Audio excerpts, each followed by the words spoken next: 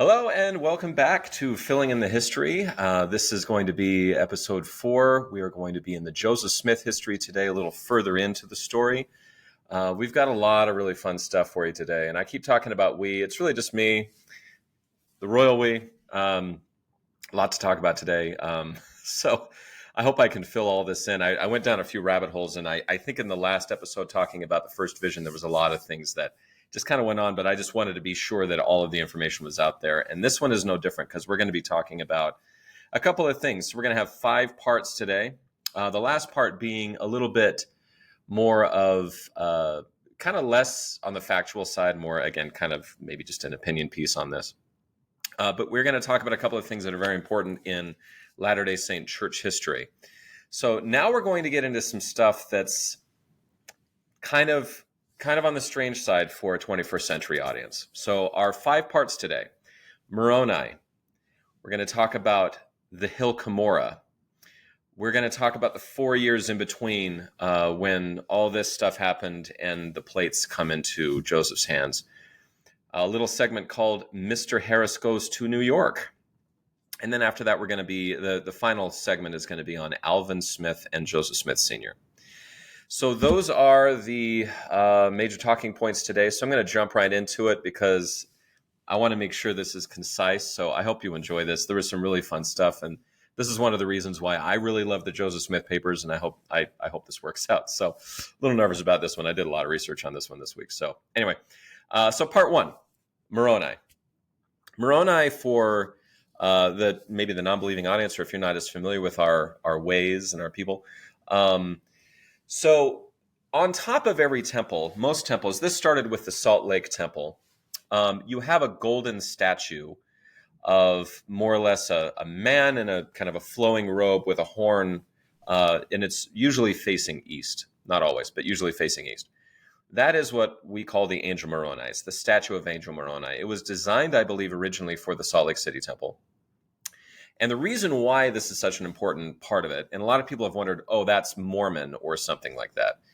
As far as I know, we never have an angel Mormon, which is a little strange perhaps because it is called the Book of Mormon. And because of that title, the nickname for Latter-day Saints is Mormons. But Mormon was a prophet historian who collaborated and brought together, collaborated is the wrong word, I would say collated everything together for the Book of Mormon as we know it today. But he died before it finished. Sort of the Nephite and what I like to call the Lehite, but the Nephite Lamanite civilization that he represented collapsed, and he was one of the last. And so what he did is passed it on to his son, Moroni. And what we get in this story is that Joseph Smith, 3 years later, so he's 14 years old when he has the first vision story. Now he's 17 years old, and he's not sure about his standing with God, and he feels like he hasn't committed any major sins, but he says he's guilty of levity, and that he probably should be doing better than that for a guy who's seen, God and Jesus Christ. And so he says a prayer in his room one night. We get a lot of details about that, and this angel appears to him in person and gives him instructions and continues to visit him and is sort of the curator of this thing called the Book of Mormon. And he also kind of curates and protects the process of getting it translated into English. And so that's the story, is we have a lot of depictions of Moroni because Moroni was the angel that appeared to Joseph Smith and delivered the Book of Mormon to him, is what the story goes. So that being said, I'm going to go through going to be going through a couple of things, couple of different stories about this. So here we go. So what I find interesting about the first vision, so this is 14-year-old Joseph Smith, and there's not really a whole lot of talk about him sharing this a whole lot. And I don't know, the record isn't very clear that it's like, you can't tell anybody. There's the understated thing that he says to his mom of I found out for myself, that a certain church isn't true or whatever. A little understated. But all we have for that is spring 1820. That's all we have. So, for me, that could be March to May. We have no idea where. But in this case, it's different. We now have the 21st of September, 1823. very specifically. That is shared in draft 2, the Wentworth letter, the Rupp account, a lot of like Orson Pratt's thing. They're very clear on the 21st of September, 1823. A lot of these other accounts actually don't give quite as much detail as draft 2 does, which is what we call the Joseph Smith history and what is in the Joseph Smith history. I keep showing you my paperback version. I'm going to let it go. I'll trust that you know that I have a paperback version of the history of the church. But anyway, so what we get in the history of the church is in my opinion, the most detailed account that we have. The most details about the dates and so forth. I will say, though, in 1832 history, it says, quote, it was on the 22nd day of September, AD 18, and then the numbers get a little jumbled there. And thus he appeared unto me 3 times in one night, and one on the next day. So that is not the handwriting of Joseph Smith, but that is the same account where Joseph Smith did write it with his own hand. And for some reason, we're a day off. Hopefully we can forgive that, whatever. And then, you can get into the details of like, well, was it the evening of the 21st, or was it, 2 a.m. on the 22nd? I don't know if it really necessarily matters too much, but I'm an amateur historian, so I guess I don't need to care. Anyway, so we do get something from a man named John Corll, which I could not find a photo for him. But the record says sometime in AD 1825, as nearly as I can recollect, Smith was informed by an angel that there was a valuable record concealed in the earth. So again, some vague things out there in other accounts that are in the Joseph Smith papers, but the best account that we have seems to be the 21st of September, 1823. So again, this is 3 years on. Joseph Smith at this point is 16 years old because his birthday is in December. That's my math. And he, again, is praying about, please forgive me of my sins and please help me to know where my standing was. And it's interesting in his account. He says, well, it worked once. It's probably going to work again, that I'm going to get a manifestation. So that's what he does. And in draft 2, in the Joseph Smith history, we get a very detailed version of the clothes that Moroni wears, the kind of light, this sort of transport system of a conduit to heaven.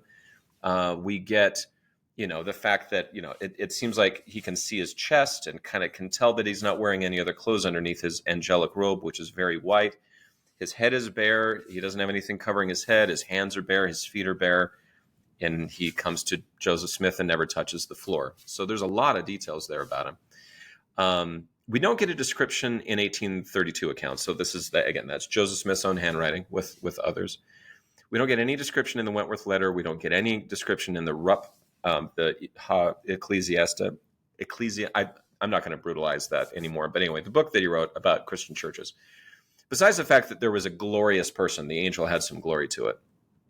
Orson Pratt's account is interesting. It says, quote, the stature of this personage was a little above the common size of men in this age. Average height guy. Makes me feel better anyway. His garment was perfectly white and had the appearance of being without seam. This glorious being declared himself to be an angel of God sent forth by commandment to communicate to him that his sins were forgiven and that his prayers were heard. So that's what you get. He does say that Joseph Smith's name will be had for good and evil throughout the world because in consequence to this, which is a theme that, and I think a prophecy that's definitely come true. I mean, there's a lot of people who think very violently and negatively towards Joseph Smith, all the way to people who reveal him as a prophet. So yeah, I think that's something that's definitely come true. And then we get to the job. So anecdotally, there was a talk given by Gordon B. Hinckley, who used to be a president of the church, and he said it's interesting. You get a 16-year-old kid kneeling down to pray, and he's like, "Am I forgiven? What is my deal?" You have an angel come down and says, "Hey, my name is Moroni. I've been sent from God, and you're going to go to work, right?" And he says that there's some plates deposited. There's some other objects with them, and he starts describing a few things. We get 2 in draft 2. We get 2 in the Joseph Smith history. We get the gold plates, which the engravings are on, that was in Reformed Egyptian, that he's supposed to translate in English. But what I find interesting is that this is a kid who doesn't really know how to read, and he doesn't write very well, as you've probably seen with some of the things that I've shown. Um, it's like your job is to not only your job is to translate an entire work from an ancient language that no one knows into English, which you don't know very well. So that's a pretty tall order. So he says, yes, there's also this thing called a Urim and Thummim. And we have some indications that even Oliver Cowdery may have used this to translate for a little while. That's Doctrines and Covenants, section 9. But that's what Joseph Smith used almost exclusively. Like I said, maybe Oliver Cowdery used it to do this. Now, Urim and Thummim, where do we get that from? It's Hebrew. It translates into lights and perfections, although there's maybe perfections means innocence. It could also mean knowledge, lights and knowledge, or light and truth. But lights and perfections is sort of the common translation from the Hebrew. And it is part of Hebrew history. Where you can find it, the first instance of it is in Exodus 28:30 from the King James Version. And thou shalt put in the breastplate of judgment the Urim and the Thummim, or you can say Tumim, depending on how you want to say it.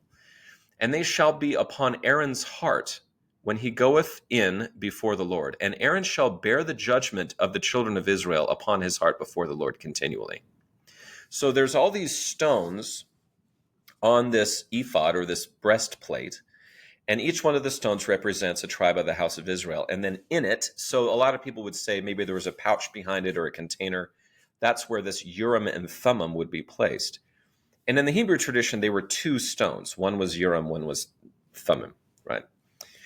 You also see this in Leviticus, Numbers, Deuteronomy, 1 Samuel, Ezra, and Nehemiah. I won't go into all those, but these are the references here. However, what's really interesting is that you also get this on the Yale University coat of arms in the Hebrew with lux, and I'm probably butchering this, but lux et veritas, light and truth. That is the Yale, I guess, motto. That's what is in Latin underneath. And from what I've been told in the Hebrew, up here in the Hebrew section, like kind of looks like the Ten Commandments, apparently that translates into Urim and Thummim. Or maybe it's up there saying light and perfection. But Urim and Thummim is on the Yale, according to some sources that I've read. That is what that translates into. So if I'm incorrect about that, let me know. But some of this I would agree with. And you're also going to see this on the University of Montana seal. Looks at Veritas, and Indiana University has the same thing, looks at Veritas. This is very interesting. So one of the things that I find interesting is this etching that is from 1705, I believe, which is a depiction of how the Lord speaks through the high priest, through the Urim and Thummim, and presents characters in front of that person, kind of projects them in a way that they can read them. So this is a depiction from, again, I believe it's 1705, and down on the bottom you can see there the words, lux et veritas. So that is obviously a Latin translation, but this apparent Urim and Thummim phrase or words are commonly translated into the Latin, which is again used from at least these three universities that I've seen. So something I wanted to point out about this, I also looked through the Book of Mormon. There is no reference to Urim and Thummim in the Book of Mormon. There is a reference to interpreters. There is a reference to other stones, but the words Urim and Thummim are not used. That is a Old Testament language that we're using.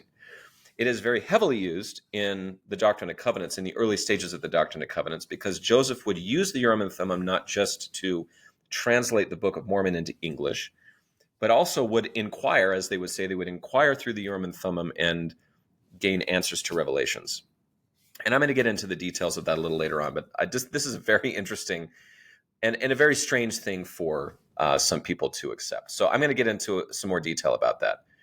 So after he says, okay, there's some plates, there's a Urim and Thummim, then the angel Moroni starts quoting the Bible. And the first scripture that we get is from Malachi. And he says that it reads a little differently than the King James Version that he was reading. And he quotes it differently in two different instances. The first verse out of chapter 4 and the last two verses out of chapter 4. where he says, that, the earth will burn as an oven. And then at the end of it, he doesn't say, I will send unto you Elijah the prophets, and the hearts of the fathers were turned to the children, and the hearts of the children to their fathers. So there's kind of the fathers going in one direction and the children going in the other. In this case, what he says is, I will send on you the priesthood by the hand of Elijah, and he shall plant in the children the promises made to the fathers. So there's no fathers involved. There's just a promise made. And then the hearts of the children shall turn to their fathers. So it's a very different reading.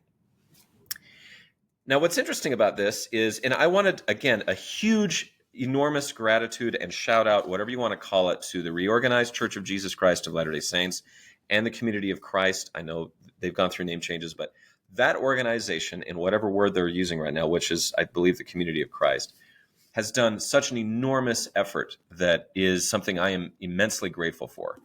I bought this book, for example. This is called Joseph Smith's New Translation of the Bible, or what people call the inspired version of the Bible.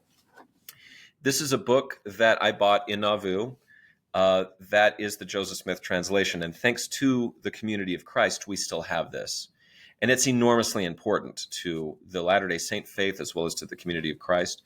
And this book is not a Bible. This book, as you can see, are two columns. And this is just one edition of this, but you get the inspired version, and then you also get to see the King James version on the other side. So you can kind of compare the two. This is the inspired version. Joseph Smith's translation was never finished. He worked on it over the years in a lot of different ways. That's where a lot of our Pearl of Great Price comes from. So Joseph Smith Matthew is a Joseph Smith translation. The Book of Moses, as we call it, is a Joseph Smith translation. And in Latter-day Saint scriptures, they're in the footnotes. There's a whole section in the appendix about Joseph Smith's alternative translations to things. So an enormous gift and an immense amount of gratitude, at least from me, to the Community of Christ for keeping this going. All that being said, he quotes Malachi, he quotes Isaiah 11, Acts chapter 3, Joel chapter 3, and none of these scriptures have a Joseph Smith translation. None of them do. Malachi, you would think, an angel came down and gave me another translation of Malachi. It is not in the Joseph Smith translation. And if it blows your mind at all, in 3rd Nephi, in the Book of Mormon, Jesus Christ is speaking to the Nephites and quotes Malachi. And it is the same wording that we use in the King James Version. So even in the Book of Mormon, we're not quoting it the same way that Moroni did here. 2nd Nephi chapter 2 famously has a lot of Isaiah chapters in it. Isaiah 11 as well as in there. No change. Acts chapter 3, even in the Joseph Smith history, draft 2, it's pretty much the same. It shows up the same way in 3rd Nephi, chapter 20. Then you also get Joel chapter 3, no change. So what I find interesting is, though Moroni, like this angel is coming through the wall and talking to this kid, none of these show up in the Joseph Smith translation. And even in the Book of Mormon, the Malachi scripture is the same as the King James Version has it. So in Latter-day Saint scripture anyway, that is why Malachi, that excerpt from Joseph Smith's encounter with the Moroni, is in Doctrine and Covenants section 2, which is chronologically the first thing that we get. So, and it's not a revelation. It's just an excerpt from his history because it is a different interpretation of scripture. And there's a lot that we can get into about family history and temple work and why we build temples and all that. But that is why we have section 2, in my opinion. And even the reorganization never did that. They never put it down as a Joseph Smith translation. So I find that very interesting. So all the scriptures that he quotes is pretty much what we have. So in a sense that has given us some comfort. And one of the reasons I believe why one of our articles of faith says, yes, we do believe in the Bible as far as it is translated correctly, because, there's other translations of the Bible. Anyway, so just some side notes on that I find interesting is that, again, Malachi, or what we would call Doctrine and Covenants section 2, appears nowhere else besides the Joseph Smith history. And section 2 is just lifted from the Joseph Smith history. So kind of an interesting side note there. So Moroni does this whole thing. He quotes scripture, and he tells them where the plates are, and the Urim and Thummim, and he says you're forgiven and all this stuff. And then apparently the light gathers around him, and a conduit is opened into heaven, and he exits the building, Then he comes back again a second time, repeats everything that he just said. from his first visit and adds to it that there's some items about the judgment of the world. Light gathers around, he goes off into heaven again. Comes back a third time, repeats everything from the first 2 visits, and adds to it, there's this temptation that he will have to sell these plates for money because they are gold. And we'll get into that. Very much comes true. And that's one of the very, very interesting things about this history that I find fascinating, is there's a lot of faults. There's a lot of problems with these people. They are not perfect. So something to think about. So Moroni warns him. And then the cock crows and it's morning time. So this has been going all night long with this 16-year-old kid. So Joseph goes to work for his father the next day, and his dad is seeing that something is wrong. According to draft 2, he tries to climb a fence. He doesn't quite make it. He collapses, and he looks up, and there's Angel Moroni again, a 4th time. He repeats the first, the second, the third visit. Everything is repeated exactly the same. And then he says, go tell your father. There's not a whole lot of other stories, other alternatives. I mean, basically, Joseph says, I went to tell my dad. He said it was of God, so I went off to the hill to find the plates. A vision was opened up to his mind overnight, and he knew what he was looking for when he got there. But that's all we get out of draft 2. So using Lucy Mack Smith's version of this, and because this is part of the Joseph Smith papers, we get the Corey's, Howard Corey, Martha Corey's handwriting in the Joseph Smith papers. I'm including it here. And there's a lot of corrections. So if it doesn't read right, I'm sorry. But I love this account. I think this is really, there's a lot of very touching things in here to me about the love of this family towards their son. So Lucy Mack Smith's account about this.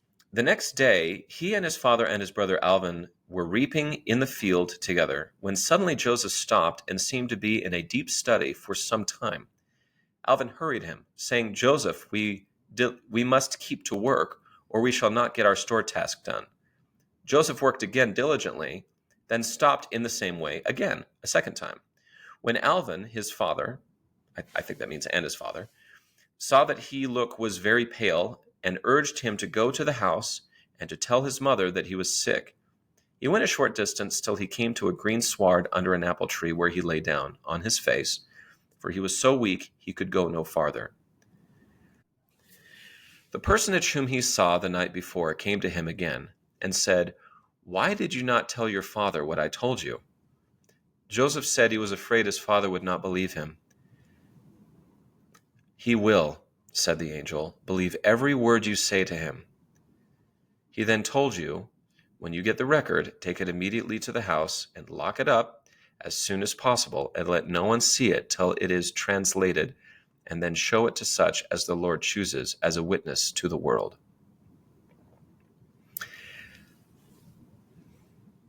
Your father will believe you. It's a pretty touching story. That is not an official account. There's a couple of very big differences, obviously, in who was involved. But I don't know. Like I said, for me, it's just kind of a fun alternative to what we get out of draft 2. Then we start getting communications to the family out of this as well. So we kind of go in draft 2 straight to okay, here's the plates, and he describes the box they're in and all that kind of stuff. But before we get to that, there's another story that Lucy Mack tells that I find interesting. The first communication to his family. So apparently the angel Moroni says, your mind, but you must keep your mind always stayed upon God, that no evil may come into your heart. So Joseph then promised to do as he was told by the angel, and rose up and went to his brother Alvin, and requested Alvin to go to the house and ask his father to come to the field, for said he, I have something to tell him. When his father went to him, Joseph rehearsed to him all that he had seen and heard.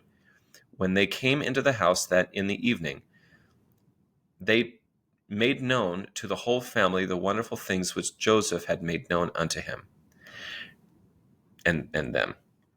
Joseph told the whole family the wonderful things which he had been made known unto. When Joseph came in the evening, he told all the whole family all that he had made known unto his father in the field. We sat up very late and listened attentively to all that he had to say to us. But his mind was so exercised that he became very much fatigued. So this kid, according to Lucy Mack's history, is he's very weak. Like his father sends him home because he thinks he's sick. Then he comes back to Alvin, says, "Can you go get Father? I really have something I need to tell you guys." So he says it to him. And the first response, according to Lucy Mack, is they come back to the house that evening and say, "Everybody, gather around. Joseph has something to say." And he's just tired, and he gets excited, and he's telling the story, and he just kind of gets fatigued. Now I'm going to get into a very touching story about Alvin later on that I think deserves to be told. It's a little off topic, so it's in another part.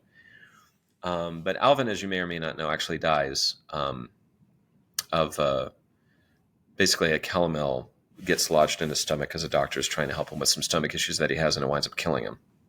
And it's something that his family takes really hard. In fact, later on, Alvin is such an influence that apparently Joseph was grieving so much about his brother Alvin that he felt like he needed to focus on maybe getting married and learning to love somebody else and just kind of moving on from it. So it was a very, very important person in their lives. And so I love that, and I didn't know this because this is sort of an appendix to the Joseph Smith papers, but so it wasn't any of the printed volumes when I first read the series, but Lucy Mack puts Alvin back into a main part of the story. So in our next part, we're going to be talking about the hill Cumorah itself and some of the items that are there.